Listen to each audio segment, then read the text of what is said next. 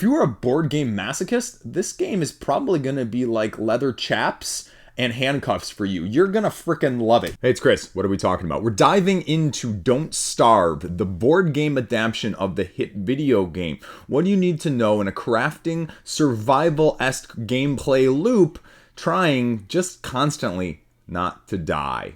Let's freaking go. Now, this is a 1 to 4 player cooperative adaptation of the Don't Starve video game onto your tabletop, mixing the tension of an open world sandbox survival with significant resource management, modular world exploration, and pseudo permadeath as you're trying to make your way across the setup of the terrain that's available to you, exploring it, mitigating weather and enemy circumstances, as well as traversing the individual scenario requirements as you go along.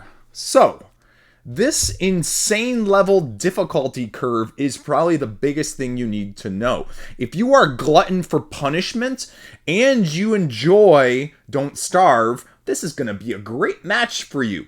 But we'll talk about that insane difficulty curve because it parallels what you may or may not be familiar with in the video game form in the first place. What you see set up in front of you is vaguely the setup for the scenario provided for the demo prototype.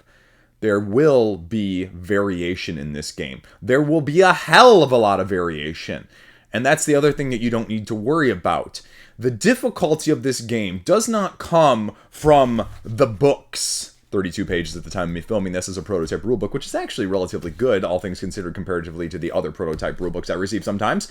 But it is in this decision making as you are traversing on your 6-action turn system and the core gameplay loop that I talked about. You will be going through a multi-phase system that the board game gives you through 6 different ways of, well, spawning the bad stuff, mitigating, and dealing with all of those variables that I mentioned to you in a day-night system, avoiding getting damaged health-wise, hunger-wise, and sanity-wise with your unique asymmetric characters. Wendy here, for example, shows you a little bit of what you might be in store for. You have personal recipes. You have your starting statistics, including your number of refresh rerolls.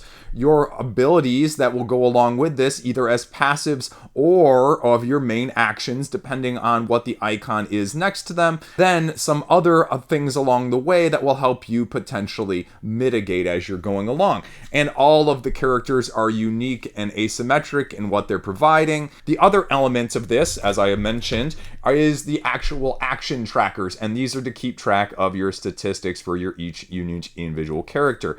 The other thing that you need to know alongside of this is that as you are rotating down, it changes the circumstances of what you may or may not be getting. For example, Sanity here starts revealing the shadow creatures when it gets low enough. Level 1s, level 2s, and level 3s. But the higher you are up, say, on your hunger, you actually get to refresh more of your reroll tokens at the end of each round. And similarly, if you actually get KO'd, you start down at the lower stat here with 5, instead of just being permanently deceased in the first place. And so those are the elements that are going to go into the personal gameplay loop. Let's go back to the round overview though, because you need to understand what you're going to be going through. The preparation phase is sort of your get the new weather, get your new rerolls, sort of have all of the preparation for the round that ends into the second phase, where you take 6 of your actions between free actions, which do not cost you anything, but the moving, the exploring, the interacting with the terrain and the environment in the first place, including your crafting.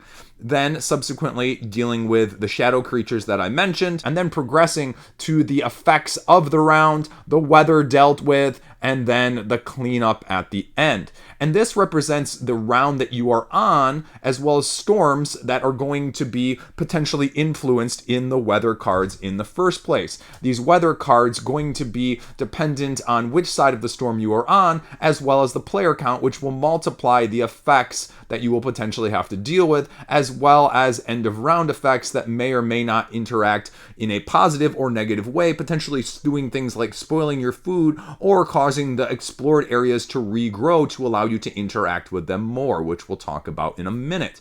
And as you progress along these, you can see the toll that the day and the night will have on you. That is variable, and these actually come in darker shades as well. They're double-sided so that you can kind of see that each one is going to give you something slightly unique, again, depending on your setup when you choose them randomly to begin with. Every single round is going to cause significant depletion of these trackers. So this game is not so much a conquer as it is truly a survival-based game. And so the thematic incorporation, especially with the tie-in of the video game, if you're looking for that in the board game form, it definitely does a good job of accomplishing that. But that also ties into the difficulty as well. As you can see, I've got the setup here, and this is your little portal token where you start off, and you start off in the demo scenario with the setup that sort of lays it out for you, getting your werepig and your guardian pig tokens, and then revealing and telling you the setup that you're going to be doing, as well as the number of different terrain tiles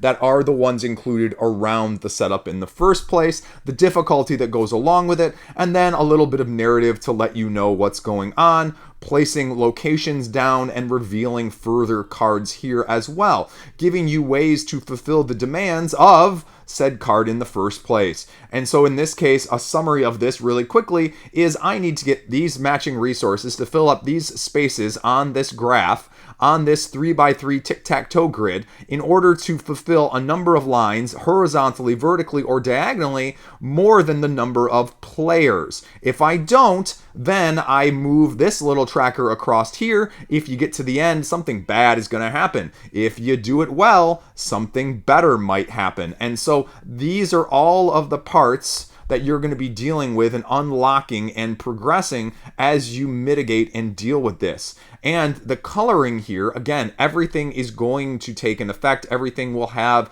some role in this sense. Then you'll also have some other way of interacting with this card. Each character on location where the pig feast is gains and then reveal again. So as you win, you're going to be benefited. As you lose, you're going to be penalized. And so this is going to be the main crux of this game, is these scenario-based objectives. However, to go along with this, obviously this is the portion of things that I can't really speak to, but has been said that you will be including with that various unlocks with a scenario, and you do not need to have continuity between your group. And that's a great thing for a cooperative unlocking game in the first place. But this thing that I'm holding up in front of me is the crafting book. So if you're familiar with Don't Starve, a lot of the recipes of the massive amount of tokens that I have off screen right now in the box sitting behind the box cover is going to also be the other thing that cannot be ignored, because you're going to have a lot of tokens just to represent all of the various resources, well over a dozen, easily closer to 24 different types of tokens that you're going to be having to manage, pile, organize, keep track of, as well as place on your individual player board, because you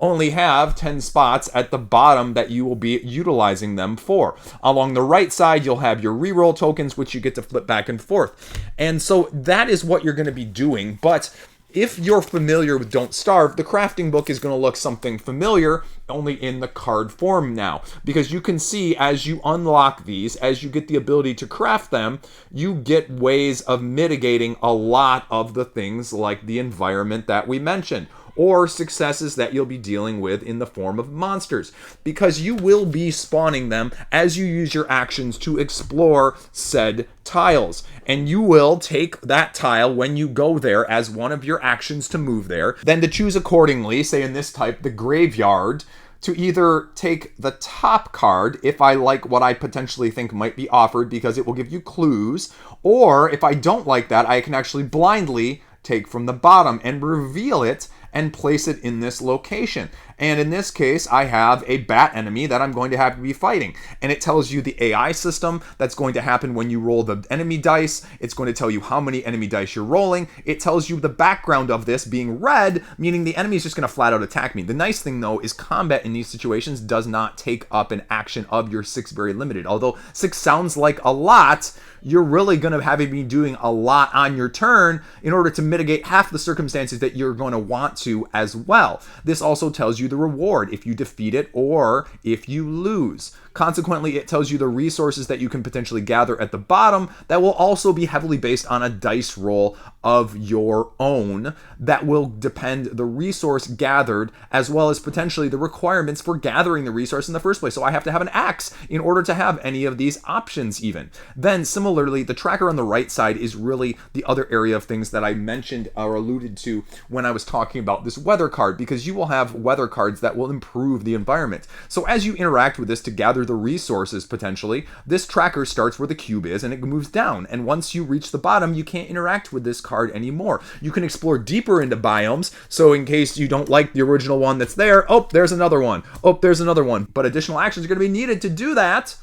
And it still is going to be potentially this what you're going to be having to deal with along the side of how many times can I get the useful stuff from this biome in the first place. And again, totally random, drawing from the top or the bottom with only slight clues on the back, but gaining whatever is on the back of the card in the first place. So in this case, I would get twigs automatically slotted into my player board. The other main detrimental aspect of this game is obviously you have your shadow creatures, and the heavily incorporated light versus shadow theme is mechanically incorporated with the form of fire and light in order to keep the shadows and the shadow monsters at bay. So that is another resource you will be having to manage and mitigate, well, just kind of feeling like you've got twigs with spinning plates on top of them, and how fast are they going to fall, essentially. To help you with that, though, you also have your home portal base that I mentioned. And this gives you several options when you go back to that area in order to spend your essence, which is a very limited resource, in order to mitigate these in very useful ways. Whether that is repairing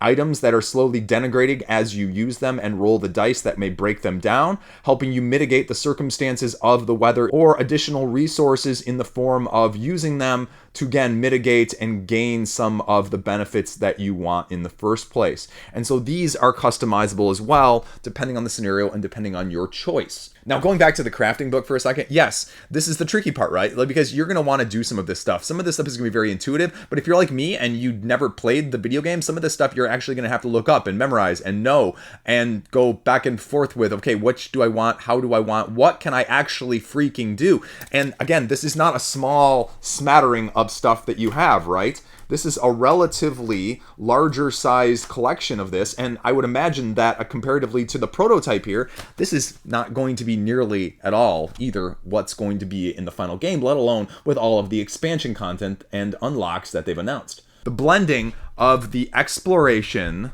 the crafting resource management, and the just frickin' survive with all of the different things that you're going to be having to manage definitely causes a sense of urgency and planning that is not quite as necessary in many other cooperative games. But I say that as a blessing, but I say that also as a curse depending on how you're feeling stray.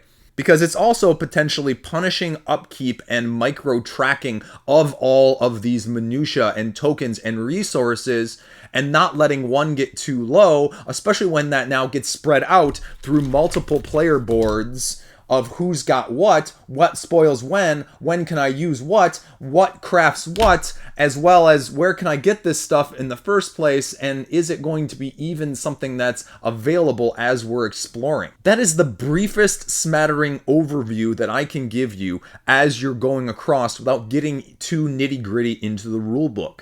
That being said, let's talk about pros and cons. Pro, like I've already mentioned, the adaptation faithfulness that I had to look up to compare in the first place of the video game and the tabletop game is really well done. I mean, this is going to leave you feeling like it is the video game in the sense of urgency, planning, as well as managing that I mentioned. The modular terrain setup and the scenario-based situation, along with the choosing of the various cards that might be there as the biome, in addition to the unknown on the other side, mimics what you may have felt as you explored the digital world as well. the exploration of the vast resources, the, oh crap, I wandered into the wrong area and now I'm going to have to deal with my consequences and my mistakes, is going to be there, and it's going to be punishing. It will set you back. You will need to use things in order to achieve. This is not a game where you are storing your rerolls, you're storing your items. You're going to have to use, and not be a saver if you're one of those people in a video game side of things. The modular terrain, the variability in the setup of how these tiles can be arranged and stacked and having a different number of them based on what you've got available, in addition to the day-night cycling, giving you further difficulty customization here. As you can see, not only does the number of days and nights aspect change as you go across the number of rounds that you're going through, but it also gives the coloring, which again is a higher level of difficulty, and also changing when the storm occurs. So this game, even at its base, is hard. So if you were a board game masochist, this game is probably going to be like leather chaps and handcuffs for you. You're going to freaking love it. Yeah, I just threw that in there because that's what you get on this channel. The crafting tree is the other big boon as well. You know, this is going to be on the flip side as well. So we'll talk about this. There is a lot of variability. There is a lot of things that you can do. There's a lot of options, and I'm intrigued to see how much more variability you can have with all of the other content, because again, this is a system that is ripe for just expansion with very little extra iconography, very little extra just gameplay mechanics, but just can be expounded upon depending on the number of things that you want in the form of even the food that you're making, which gives you multiple options of ways to make it in the first place. The reacting to the weather circumstances, again, as another expandable element, in addition to the enemy types that are going to be dependent on the type of terrain and the amount of that terrain, are going to give you, again, along those lines, the replayability and the variability that many are clamoring for in the first place. Do you need a lot more in the base game? I'd make the argument that it's probably going to have more than enough based off of the Kickstarter crowdfunding pledge right now in the core to play many an hour. There is a lingering permadeath situation, so if you die, you're not immediately at a loss, which is going to be a boon for a lot of people. But let's work our way backwards and talk about the cons. You know, it's not permadeath. So you have a little bit of a safety net there that you may not like in terms of, I want consequences. You're also not going to get quite the roguelike feeling of going back and going again as much. Now, you are going to get unlocks. You do have the scenario-based layering on of things as you go along, and you don't have to have the continuity, which is good. But which are you looking for? Consequently, I guess I would say, if you are looking at getting all of this, you totally can. But the crowdfunding price for all of this right now is an absolutely, well, elephant in the room that we have to talk about. You can get multiple expansions, multiple characters, and multiple enemy types just to expound upon what is in the core box for hundreds of dollars. And as I say with almost every crowdfunding project, your best value is still by far and away the core pledge, and I stand very tried and true with this campaign as well. But as I just alluded to a second ago, the other thing that you need to be aware of is this is not going to be a 60-minute or less unless you're really doing true solo style of game. And even then, it's pushing that limit easily. You are going to be playing this for 2 or 3 hours of a scenario at any multiple sized player counts. It is going to be incredibly bookkeeping heavy in terms of the resources and the mitigation and the micro tracking of all of these different resources in combination with what you need and what's available, and the flipping back and forth of things, and let alone not having a book like this in the first place in order to have them all splayed out, which is also not insignificant. You can see that even in front of me, I don't even have more than one player setup on the board figuration in the first place. And this is taking up the majority of a 3x3 foot table as well. So the table space size, again, is something that you cannot discount in addition. Something I forgot to mention, though, is that the dice are also going to drive you slightly crazy, potentially, if you're looking at that, because many of them do not actually have a ton of positive interaction. Very seldom are you going to roll something that does not also contribute to your potential downfall, which makes it cohesive and coherent with the rest of the elements of the game, which are going to continue to trip as well as chip away at all of your resources. both personal and combined as a team. And again, that plays into the funky combat side of things I also didn't talk about, because what you're doing is rolling for successes versus the number of evades that a monster get. So you might just kind of be screwed by a dice roll, which goes back to where I was saying that this is not a game where you are conserving any of your resources, as those reroll tokens, although limited and rechargeable, are essential. But will it be enough mitigation is the question that you have to ask yourself, because you will not be doing it necessarily as infrequently as you might prefer, especially mixed with the exploration component of things and the demand for getting those resources that you can only get from those creatures in the first place. Speaking of those creatures in those scenarios, though, we also have to mention that I forgot to as well, as that after I played through the prototype scenario, you know, again, what you're going to be zigging and zagging and doing and what you might want to do to min-max the scenario. So although the variability is going to give you some potential replayability, if you're playing through an individual scenario in that way, you're kind of going to be able to game the game. So what they can do with that is also going to be by far and away the biggest criticism that I can potentially level at, even though, again, you're going to get your mileage as a whole with the length of the time that this offers, even with the core box. So I guess in this amount, when you know that there are 7 base game scenarios in the core box, is that going to be what you're looking for in terms of expansion content to give it more breadth or depth that you're looking for in terms of being able to stay on your shelf and feel like you haven't done it enough in that way? It sort of straddles the line of the learn by death model that you may be more familiar with in the form of the video game, because although you will not die in the first 5 minutes in this board game, or even necessarily in the first 10 or 15 minutes, it is going to definitely behoove you, having played this multiple times, to sort of game the game. And so again, if that is what your preference is in repeated play style, this is going to fit that. But at the same time, if you're going into this and not having the depth or breadth of play that you might otherwise be able to do, especially comparatively to the video game side of things, this is going to, well, smack you in the face, and it's not going to be nearly as fun or enjoyable experience either way. But I have to also mention the elephant in the room in the form of, look at all these freaking tokens. And this is nice in the holder, but you can't set this thing on its side like I did, and then it all falls over and you're trying to reorganize it and deal with it in that way, which is a complete and utter nightmare, especially if you're one of those OCD people.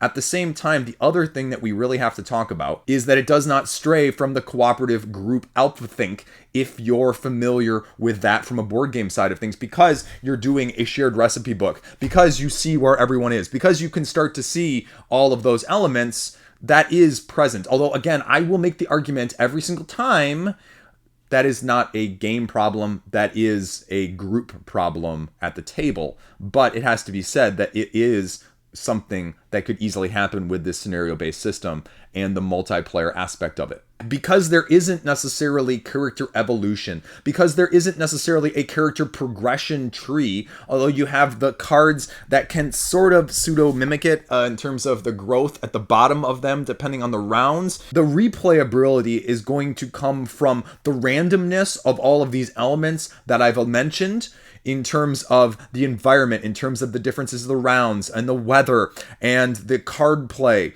and the resources and the flipping over the terrain, rather than a true sense of progression like you might get in other roguelike style games that are out there if you're looking for something along those lines. So I guess it was one last note here. If you're looking at the additional content, the expansions that are available right now, my order would clearly be the Lands Uncharted expansion, which is going to give you more of those core essential scenarios, as well as a lot more enemies for variety, then easily followed by a close second of the Reign of Giants. One, because I think they're giving you, again, a great variety of monsters to be incorporated, but also potentially the boss battle mode. The thing that is least interesting to me is the Cave Calamities, not because, again, I don't think it's interesting, but I worry about the added difficulty of the light being used on every single action, and again, the difficulty scaling could throw this completely out of whack in terms of what you want. So maybe you could even switch places with one of the character packs of expansions 1 and 2 of picking your favorite, and I would probably maybe even slot that higher than the Cave Calamities, at least at this point, and the mini expansion, which, you know, would be nice and you could get, but again, I think probably ranks last if you're really short on funds in that way. So who is this right for? Experienced cooperative game folks. If you are enjoying the video game tie-in of this, it thematically and mechanically, it sets out to achieve this, and I would say it does it. But the difficulty curve is going to make it so that if you are newer to these games, or you have a group that has a dynamic difference in experience levels as well, this may be a little bit of a tougher sell, especially when you start talking 2 to plus 3 hours worth of time frame, where it might become a little bit too grindy and a little bit too much upkeep, rather than the pure chaos that on the surface it looks to provide. The table presence, it's great. The visual faithfulness that this has compared to the game, it's outstanding. It stays true in those ways. So if you are a fan, essentially, of their previous game, something like Frostpunk, or going a little bit further back, something like Robinson Crusoe, this game is going to, itch those spots that you're looking for. It is very akin to a lot of those elements. At the same time, are you willing to spend this much money on the potential of what this looks like now and how much replayability that you're going to get out of it and that it may need in order to fulfill that same sense of fulfillment? So there you go. That is Don't Starve the board game. Let me know what you think. Comments, questions, or concerns down below. Thank you for sending me the prototype Glass Cannon Unplugged. Hit me up if you want to know more. Peace out. Subscribe if you like it.